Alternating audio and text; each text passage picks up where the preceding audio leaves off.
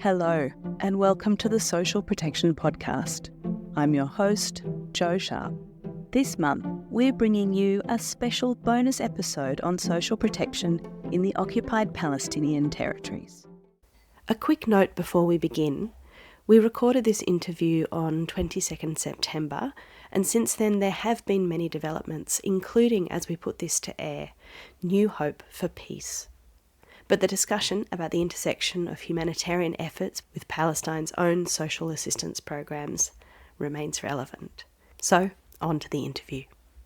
In August, a UN assessment found that Gaza is experiencing famine. Famine is confirmed when three thresholds: extreme food deprivation, acute malnutrition, and starvation-related deaths have been exceeded. Since the last analysis was conducted in May this year, the number of children expected to be at severe risk of death from malnutrition by the end of June 2026 has tripled from 14,000 to 43,000. And although the situation is less acute in the West Bank, food insecurity is also growing there. Joining us today is Carla Lacerda. Carla is a technical advisor for the Social Protection Cash and Voucher Thematic Working Group with STAAR, working on the response in the occupied Palestinian territories. Carla, welcome. Thank you very much, Joanne. It's a pleasure to be here.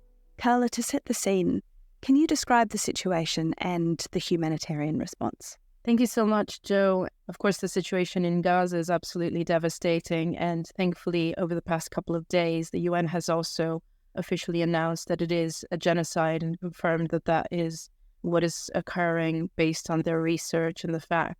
The immediate priority, of course, and I do not have an authority to speak for the humanitarian response as a whole, since I've been looking at a very small lens of cash and voucher response and linkages with social protection, but it's really that you have a context where you have decades of occupation, you have a very severe context of a humanitarian blockade, which has been ongoing in Gaza now for several months, and you have a very serious consideration of also commercial trucks as well having challenges to come in. So really the lifeline of people, the bombardment, the death and destruction that is ongoing in Gaza, that is absolutely grounding and leveling the very systems and the very services that people relied on, of course, is quite devastating. Then you compound that with a lack of humanitarian aid being able to come in, markets being able to continue to function despite all of that, and social protection systems, at least semblances of those, being able to continue to exist. However, the biggest issue really being one of inflation of prices being very high. And there's a great report actually being done by the humanitarian INGO sector in Palestine at the moment called Markets in Crisis, I believe. And they really analyzed markets under threat in Gaza. Despite all of that, they continue. Prices are very, very high, of course. A kilo of flour can be up to 80 or 100 or over $100. And then, of course, the very real liquidity issue of people being able to access cash to be able to buy food and basic items in the markets as well is quite critical. Thankfully, the humanitarian community has been, I believe, very inventive and creative and has been able to deliver cash assistance to really be able to deliver at scale through particularly digital systems, which is very interesting because that digital infrastructure of payments did not exist pre-crisis, or was very limited in any case, and not as widespread as it is now. So, Carla, you said that you're working with the Cash and Voucher Working Group. Can you give us an overview of the local social protection schemes that have been operating alongside those humanitarian cash and voucher programs? Yeah, thanks, Jo. Well, across the states of Palestine, the Palestinian Authorities, Ministry of Social Development, PAMOSD for short, has the mandate for social protection from West Bank to Gaza to East Jerusalem. There are really two main strands in that. The first is a contributory strand that covers mostly public employees through social insurance.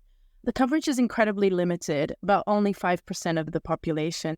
The second is really the non-contributory strand, including the National Cash Transfer Program, NCTP for short. But really, before the escalation, the NCTP supported and covered over 100,000 households, which is roughly about 500,000 people across Gaza and the West Bank. And since late 2023, payments in Gaza have been suspended, both because of a mix of fiscal shortfalls, some of the EU audit requirements, as well as Israel's ongoing withholding of nearly $2 billion worth of Palestinian tax revenues, which absolutely cripples the ability of the PAMOSD to deliver.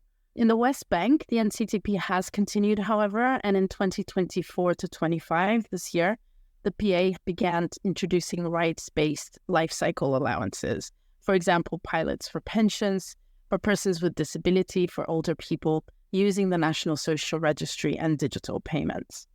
There is historically also payments for, they're called the martyrs. And so this is incredibly political, of course, and incredibly challenging in the context of Palestine, because, of course, this is one of the big challenges that many donors, particularly the US, have issues with, and Israel, of course. So in terms of adequacy, the NCTP payments average about $70 per month, depending on the family size. So it's a small entitlement, but it's meant to be regular and it's meant to be predictable in the West Bank. And many times if a month is skipped or quarter skipped, then this is retroactively provided. Whereas by contrast, the Humanitarian Multipurpose Cash Assistance, the MPCA, which has significantly scaled up and been delivered since October 23, and Gaza particularly, where NCTP has temporarily halted due to some auditing and resource constraints, it's a much larger amount. So for MPCA, it's about 1,000 shekels, and it's being increased now in Gaza, which is roughly about $377 to $380 per household per month. And it's reached over 400,000 households, which is roughly just over 2 million people in Gaza, almost the entire population, with at least a one-off to 3 monthly payments. In the West Bank, the coverage for MPCA is far smaller. For MPCA, it's about 7,600 households, or about 38,000 people. And the amount is slightly larger again than the NCTP, roughly about 1,650 shekels, which translates to roughly 530 USD, depending on currency rate exchange fluctuations. So really, we're talking about just over 1% of the population. But unlike the CTP, these humanitarian payments are short-term, irregular, usually one-off and up to 3 months. And so we see this contrast, right, where the state system is small but designed to last, while the humanitarian cash is larger but temporary. I wonder if we can find a connection and complementarity to ensure some kind of sustainability and assistance throughout the short and the long term. So how are these instruments faring under the extreme pressures created by the conflict? Yeah, absolutely, Joe. I mean, I think this is the real crux, right? The fact that we can get humanitarian assistance in kind, particularly, and you see all these trucks, I mean, it's very visible. It's little known fact is that really humanitarian cash assistance has been able to continue to be delivered despite, and actually, I would say precisely because of the challenges that are being faced. So, for example, in Gaza, the humanitarian actors have been able to really scale up cash assistance and assist over 400,000 households since October 2023 with at least a one-time payment, and about 222,000 households with at least one-time payment in 2025. And so if you multiply that by 4, you get a really real idea of scale, and that's almost the 2 million people living in Gaza at the moment. So I think it's really critical to kind of see that incredible ability and resilience and creativity to meet humanitarian needs at scale, even in a context like Gaza. So beneficiary data is, of course, critical in situations like this, isn't it? Concerns about sharing sensitive data about people is often one of the sticking points between humanitarian and social protection systems, right? The humanitarian cash transfer programs have been able to leverage in the very beginning of the crisis the National Social Registry to be able to deliver payments in Gaza. Since then, because of discussions on data sharing and the challenges around that and ensuring data protection and risks associated, or at least perceived to be associated with that, what we see is that humanitarian actors have also increasingly started to collect their own data, either on the ground or through remote and digital systems or partners on the ground. And so currently, I think the data set for humanitarian actors is a little bit more potentially accurate than the National Social Registry, whilst the National Social Registry is trying to catch up and does have a lot of support from key agencies such as UNICEF, ILO, and WFP as well, that are really trying to provide resources to make sure that, particularly in Gaza, the people are able to be validated and that we know for certain, one, that they're there, they remain where they are, and that the PA and MOSD can deliver reliably to them. Just to say on the data thing, I think one of the things that's fascinating is it's not, do we share data? Do we not share data? Do we have a data sharing agreement or not? It's really about going to the nitty-gritty and saying, do we share personally identifiable data that was received to us by the MOSD or not? Do we share data that we collected ourselves that is not in the current National Social Registry? And if not, why not? There is risks in different types of data. Not all data is the same. And so I think being able to unpack that with evidence, with objectivity, and without too much emotion, which sometimes is hard for us humanitarians not to, I think it really comes a long way to be able to just move ahead, even if it's just a little bit. You mentioned also the programs administered by the Palestinian Authority. What do we know about who they have reached through this crisis? The Ministry of Social Development is the only national agency mandated to deliver social protection in the entire Palestinian territory. But of course, it faces a lot of challenges of being able to identify households that continue to be alive, that are the ones that are the most vulnerable, being able to go on the ground in Gaza and actually validate data that exists in their National Social Registry. For the national system, particularly the non-contributory coverage, the NCTP, there has been a new program called the Social Allowance, and it's really focused on disability grants, female-headed households, as well as elderly. And so really that is the majority of the focus. What we see is that the pilots for around 15,000 people with disabilities and 18,000 older people. So these are the initial sort of plans, and there's a plan to extend to Gaza as well, starting with 2,400 female-headed households with persons with disability. And that's around 12,000 people to really test MOSD's reach under the current constraints. Where does the funding for those programs come from? One of the greatest challenges that I think also is not very widely spoken about is that the Palestinians' tax revenues are paid to Israel. And Israel authorities have been withholding tax revenues now for several decades, and increasingly so since October 2023. And this really amounts to roughly about $1.9 billion we're talking about. This is roughly half, if not more than half, of what the World Bank has assessed is what will be required for the social protection sector in the whole of Palestine to recover. And so if you think in that scale, I think really we need to focus on that advocacy. States and governments and donors, they really need to focus on the advocacy of ensuring that that money is fundamentally released so that at least social protection programs and systems can continue to be sustained and maintained during crisis. I think that's a really important key point to understand. Of course, because of that, the Palestinian Authority, the Ministry of Social Development, is predominantly financed by overseas development aid, particularly from the EU, through a system called PEGAS. So up until roughly October, just before October 2023, there were national cash transfer programs being delivered to Gaza and to about 70% of the population, actually. Of course, adequacy issues, timeliness, as well as the rough amounts and the coverage has always been an issue. But the World Bank has invested quite a lot of money, the EU as well, to make sure that this program, and as well as the NSR, the National Social Registry, is as depoliticized as possible and as really focused on the most vulnerable in terms of who are the most in need economically, but also who has the rights to receive that assistance. I think a lot of actors, particularly ILO, UNICEF, as well as WFP, have been working very closely hand in hand with the MOSD to find ways, and I understand with ILO's support, there has been a transition to a rights-based targeting of the NCTP, which is great, and you really see that with people with disabilities, elderly, etc. But this small pilot from the NCTP with ILO's support, I think, demonstrates how much can be done. And there is an attempt to pilot also NCTP in Gaza in the coming months with funding from the Global Alliance Against Poverty and Hunger, which I think will really be groundbreaking. We started this conversation by talking about the fact that famine has been declared in Gaza. So we're looking at a complex situation, a lack of food prices going up, and of course people's diminishing ability to pay those high prices, all combining in such a way that people simply can't access the food that they need.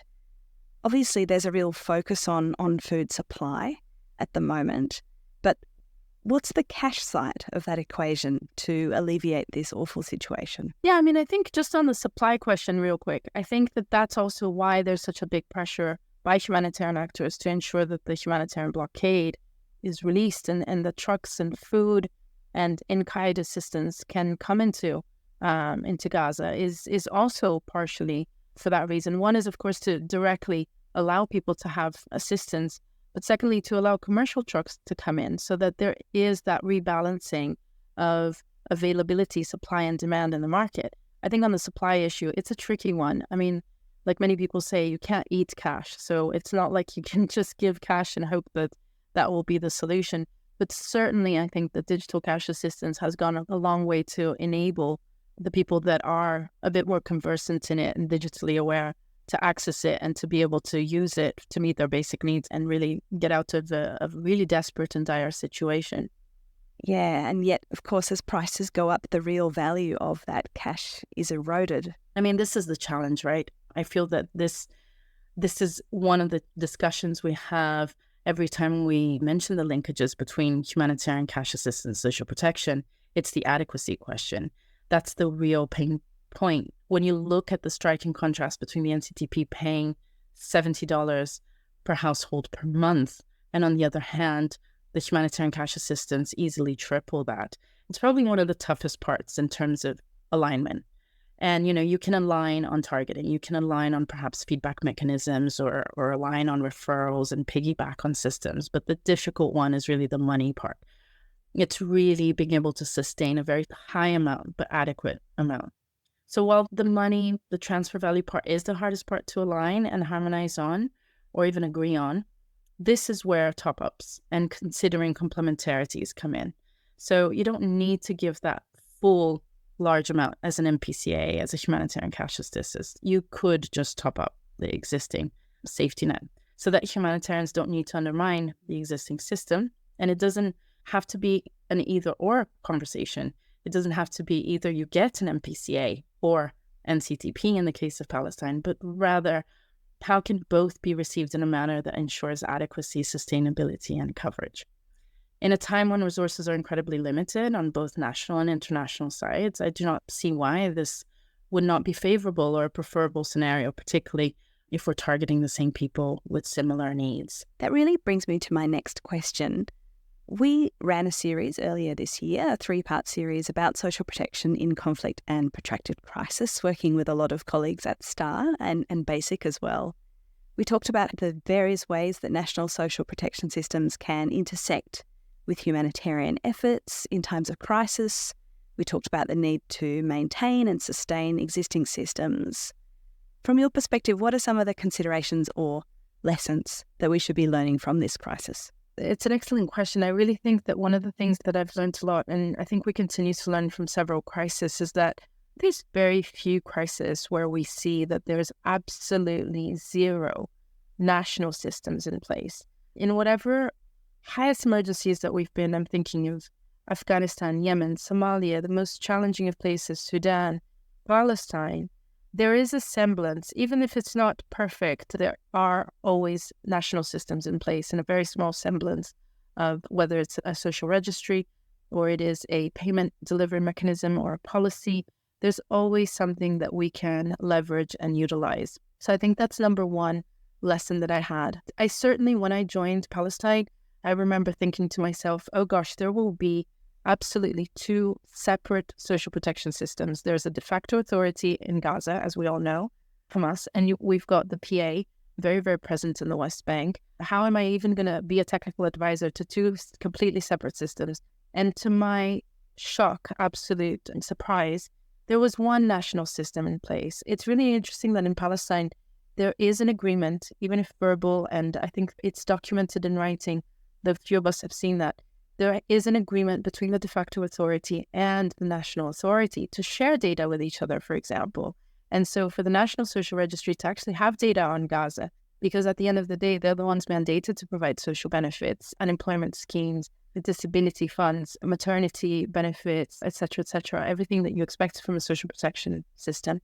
And so I think number one is my biggest lesson has really been to not underestimate when you arrive to respond to a humanitarian crisis, is to look around, just like we look at markets. Then one lesson that I definitely would underline is that systems are made up of people, social workers, registry staff, case managers, the majority of them women, are themselves affected by crisis, and they are the ones that are upholding these national and local systems. Many of them have lost family members or are displaced themselves, and yet they continue to run the system, at times with very limited incentives. As in the case of Palestine, the social workers are currently paid either with a delayed of 6 months or more, or not paid at all. But people are still dedicated and committed to registering, supporting, and continuing to run and operate the system. And so I think if we want national social protection to function under those conditions, I think we need to look and invest and include that workforce in our humanitarian responses, providing safe working conditions, making sure that they are included in our assessments. I really wonder, why would we not include social protection workforce in our humanitarian response analysis? We already do that with education and with healthcare. We would never reinvent or reestablish a hospital or reestablish a school unless it's absolutely necessary, and that has been massively destroyed. And even then, you would do it with the national workforce of education workers and healthcare. Why do we so often underestimate, undermine, or overlook the social protection workforce? But really, I think that human backbone is what makes the system real. And engaging with social protection workforce and staff would increase both our local knowledge and understanding, but also strengthen the accountability of humanitarian assistance, which ultimately lies with states and their duty-bearing responsibilities to maintain, sustain, and adapt systems to respond better to people's needs during a crisis. That's, for me, what's game-changing, and that's, for me, what accountability means. So how do we learn those lessons now and for the future? I was mentioning, I think the INGOs and the international community has been doing a great job at documenting a lot of what the humanitarian cash assistance has been like and the response has been like in Gaza. Perhaps maybe just to flag a few things, ILO has documented quite a bit on both the coordination of the nexus in Palestine and lots of lessons learned that could be used for other countries and other contexts.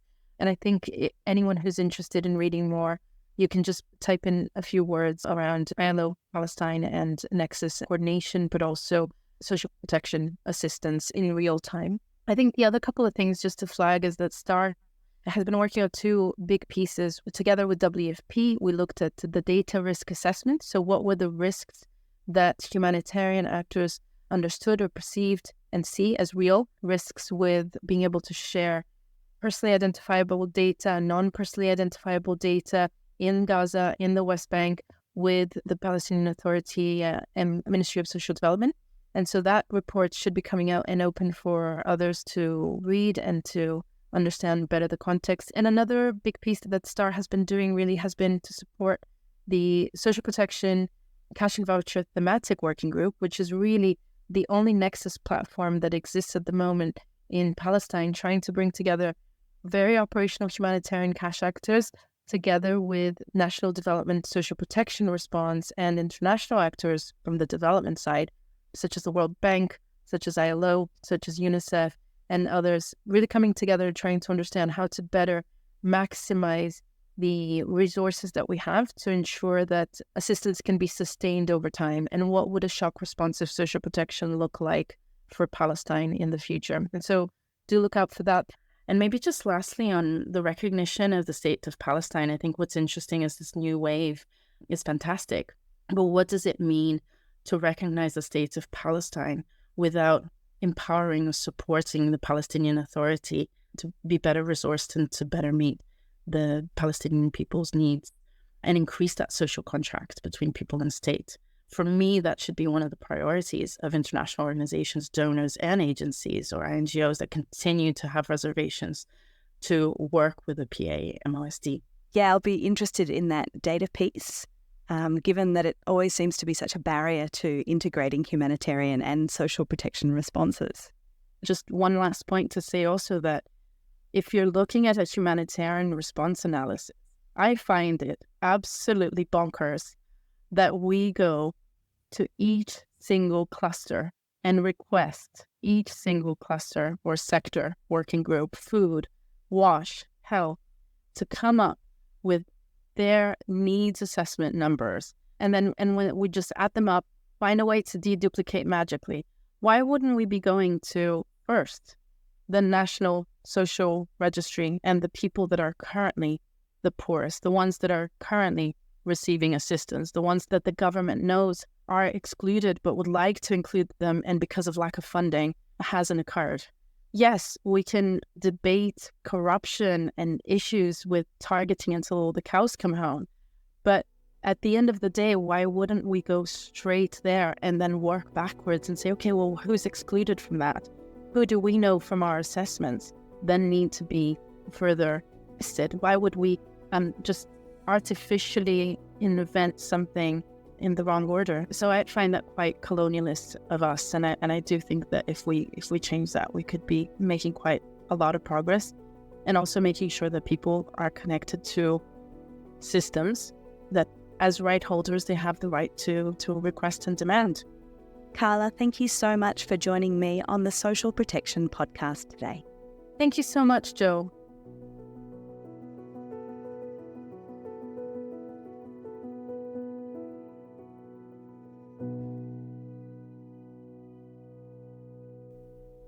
And thank you for joining me for this bonus episode of the Social Protection podcast, brought to you by socialprotection.org. You can find all of our episodes on the socialprotection.org website and on your favourite podcast platforms.